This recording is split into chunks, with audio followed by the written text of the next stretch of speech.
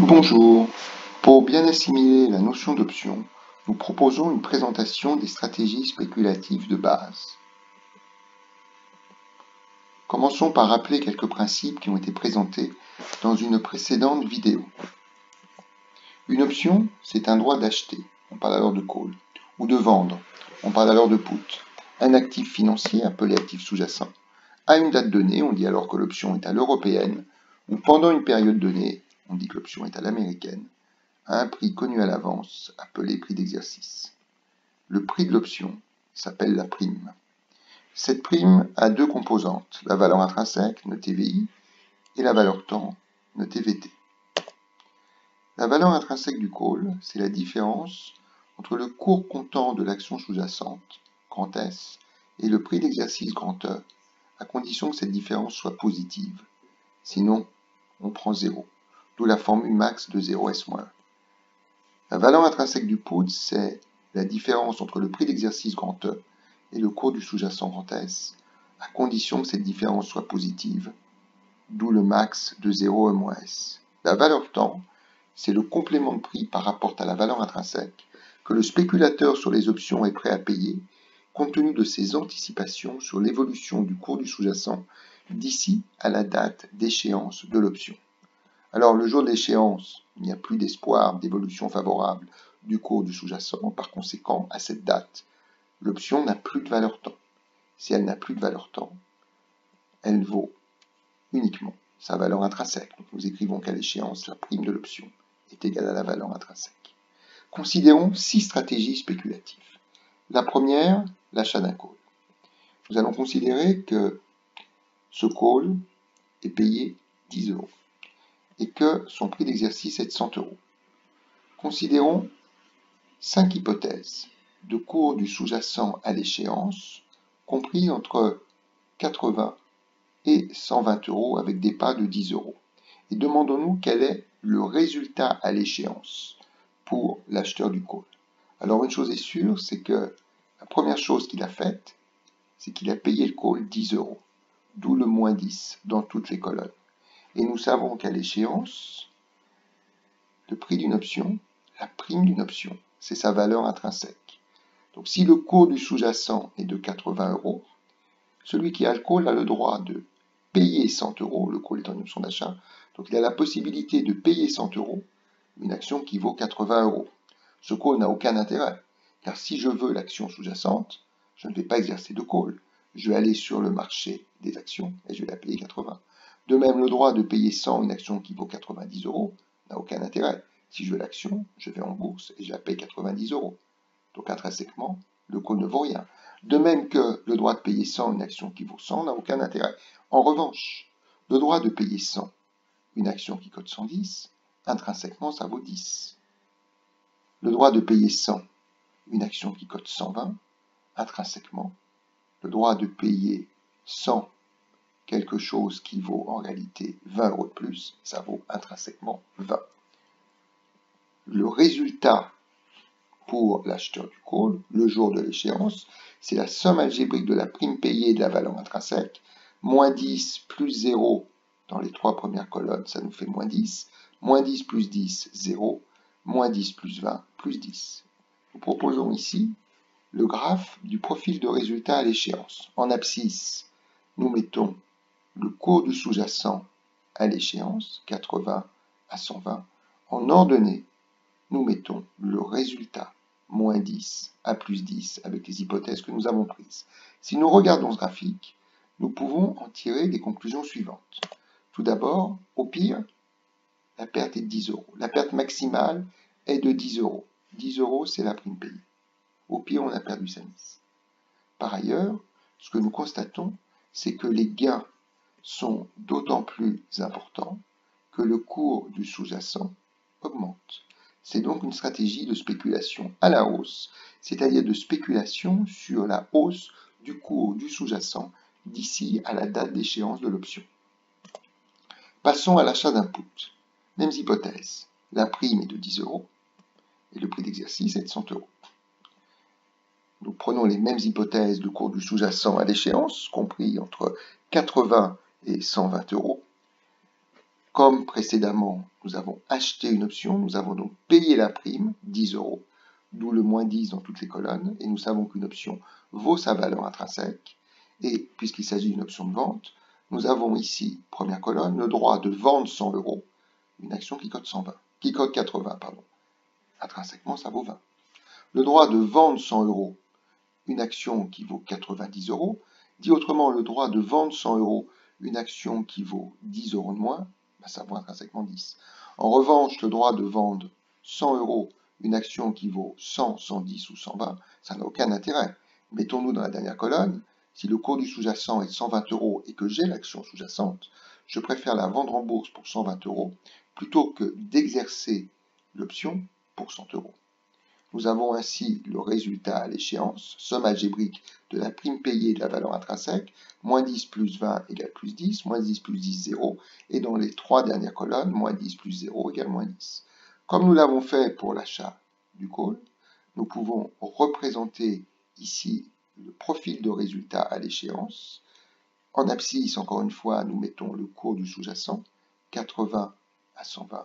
En ordonnée, nous mettons le résultat à l'échéance, c'est-à-dire, avec les hypothèses que nous avons retenues, moins 10 à plus 10. De ce graphique, nous tirons les conclusions suivantes. Premièrement, la perte maximale est de 10 €. Au pire, on perd la prime qu'on a payée. Et les gains sont d'autant plus importants que le cours du sous-jacent est bas, ou qu'il baisse d'ici à la date d'échéance. Il s'agit donc d'une stratégie de spéculation à la baisse, c'est-à-dire de spéculation sur la baisse du cours du sous-jacent d'ici à la date d'échéance. Nous avons présenté précédemment la stratégie d'achat de call. Si un call a été acheté, ça veut dire que quelqu'un l'a vendu. Dans ce cas, si nous reprenons les mêmes hypothèses, la prime du call est de 10 € aujourd'hui, et le prix d'exercice de l'option est de 100 €. Nous faisons le même tableau de profil de résultat à l'échéance avec des cours du sous-jacent compris entre 80 et 120 € avec un pas de 10 €. Mais attention, cette fois-ci, nous avons vendu l'option. Si nous avons vendu l'option, nous avons perçu la prime, donc nous mettons plus 10. Maintenant, si nous raisonnons sur chacune des hypothèses, première colonne, 80 €. Ça veut dire quoi? Ça veut dire que nous avons vendu un call, c'est-à-dire une option d'achat de prix d'exercice 100 €. Le droit d'acheter 100 € une action qui vaut 80 n'a aucun intérêt. Si je veux le sous-jacent, je vais en bourse, je le paye 80. L'option ne me sert à rien, intrinsèquement 0. Le droit de payer 100 €, le call est une option d'achat. Quelque chose qui vaut 90 ou 100 n'a aucun intérêt. En revanche, le droit de payer 100, une action qui cote 110, là c'est intéressant. Par conséquent, celui à qui le call a été vendu va décider de l'exercer. C'est intéressant pour lui de pouvoir payer 100, une action qui cote 110. Pour cela, il se tourne implicitement vers le vendeur du call. Or, le vendeur du call, en tant que spéculateur sur les options, ne dispose pas de l'action sous-jacente. Il va donc se la procurer sur le marché boursier au cours de 110 € et il va ainsi pouvoir permettre à sa contrepartie de lui acheter pour 100 € l'action qu'il a au préalable acheté 110. Il réalise donc une moins-value de 10. De la même façon, si le cours est de 120 €, si le cours du sous-jacent est de 120 €, celui à qui le call a été vendu se dit que c'est une très bonne affaire pour lui de pouvoir payer 100 € une action qui cote 120. Il se tourne donc vers celui qui lui a vendu le call et lui demande de lui livrer l'action sous-jacente pour 100 €. Encore une fois, le vendeur du call n'a pas l'action sous-jacente. Il doit donc se la procurer en bourse au cours de 120 € et sa contrepartie elle lui rachète 100 €, ce qui le conduit à dégager une moins-value de 20.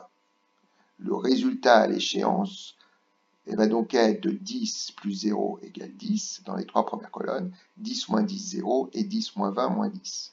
À noter que l'avant-dernière ligne va s'appeler le financement de la valeur intrinsèque, car la perte correspondant à la moins-value subie par le vendeur du call correspond au gain de valeur intrinsèque de sa contrepartie. Il finance donc la valeur intrinsèque de sa contrepartie. On peut, comme dans les cas précédents, faire un profil de résultat à l'échéance d'un point de vue graphique, en mettant toujours en abscisse le cours du sous-jacent à l'échéance, 80 à 120, et en ordonnée, le résultat à l'échéance, qui est bien compris entre moins 10 et plus 10.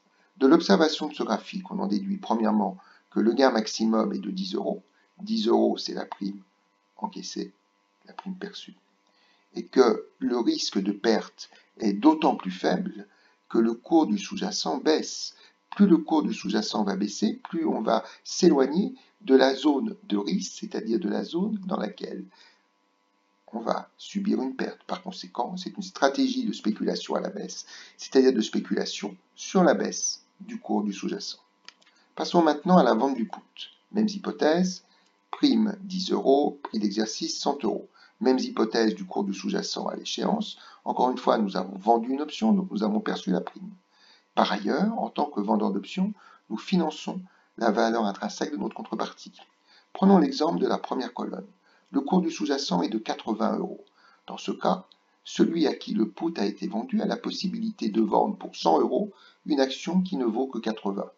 Ma contrepartie, celui à qui j'ai vendu le put, en profite et me demande de lui permettre de me vendre l'action sous-jacente pour 100 euros. Je suis donc obligé de la lui acheter pour 100 euros. Or, en tant que spéculateur sur les options, je n'ai que faire de l'action sous-jacente que je suis obligé de lui acheter. Je la revends donc en bourse pour 80 euros, puisque c'est son hypothèse de cours, et je subis donc une moins-value de 20. De même, si le cours du sous-jacent est de 90 euros, celui à qui j'ai vendu le put a la possibilité de me vendre pour 100 euros l'action qui vaut 90. Je suis donc obligé de la lui acheter pour 100 et je la revends en bourse pour 90 et je subis donc une perte de 10. Ensuite, le put n'a aucun intérêt, il vaut intrinsèquement 0 et donc je n'ai rien à financer.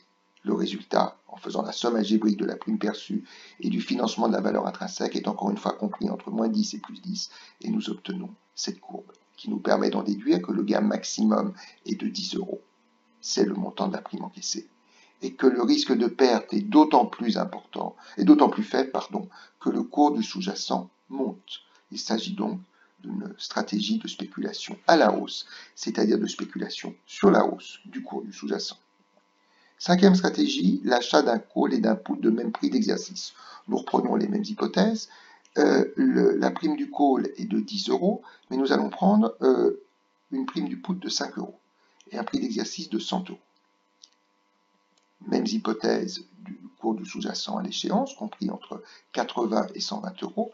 Cette fois-ci, les primes payées, puisque nous avons acheté à la fois un call et un put, sont de 10 plus 5 égale 15 euros. Nous avons repris la valeur intrinsèque du call que nous avons présentée dans la première stratégie spéculative, la valeur intrinsèque du put, ici nous sommes dans la somme, nous avons un résultat qui, nous le voyons, en faisant la somme algébrique des primes payées, de la valeur intrinsèque du call et de la valeur intrinsèque du put, nous voyons que ça nous donne 5, moins 5, moins 15, moins 5 et plus 5, d'où ce graphique. Ce graphique nous permet de dire que la perte maximum est de 15 euros, que cette perte est égale à la somme des primes payées, 5 plus 10, et que cette perte est subie, cette perte maximale est subie lorsque le cours du sous-jacent est égal à 100 euros, qui est le prix d'exercice. Les gains sont en revanche d'autant plus élevés que le cours du sous-jacent s'écarte à la baisse ou à la hausse du prix d'exercice. On dit alors que c'est une stratégie de spéculation sur la volatilité du sous-jacent. Alors nous pouvons mener la stratégie contraire de vente d'un call et d'un put de même prix d'exercice. Dans ce cas, avec les mêmes hypothèses, prime du call 10 euros, prime du put 5 euros, prix d'exercice 100 euros, mêmes hypothèses du cours du sous-jacent entre 80 et 120 euros. Nous avons des primes perçues de 10 plus 5, nous avons le financement de la valeur intrinsèque du call, le financement de la valeur intrinsèque du put, le résultat qui est la somme algébrique, encore une fois, des primes perçues et des financements de valeur intrinsèque. Nous constatons, en prenant ici en considération la courbe de profil de résultat à l'échéance, que le gain maximum est de 15 euros, qu'il est égal à la somme des primes perçues, que ce gain est obtenu lorsque le cours du sous-jacent est égal à 100 euros, qui est le prix d'exercice des options, et que les pertes sont d'autant plus importantes que le cours du sous-jacent s'écarte du prix d'exercice. Il s'agit donc d'une stratégie de spéculation sur la stabilité du cours du sous-jacent. Un polycopier reprend le contenu de cette présentation. Vous pouvez le récupérer sur le site dont l'adresse apparaît ici, dans la rubrique Introduction à la finance d'entreprise. La prochaine vidéo sera consacrée à la démonstration de la formule de Black-Scholes sans recourir à l'équation de la chaleur, en anglais compte tenu de l'audience attendue pour ce type de sujet. Et en attendant, cette chaîne propose 2 vidéos sur la simplicité de la formule et sur sa mise en œuvre en pratique sous Excel que nous vous recommandons de regarder.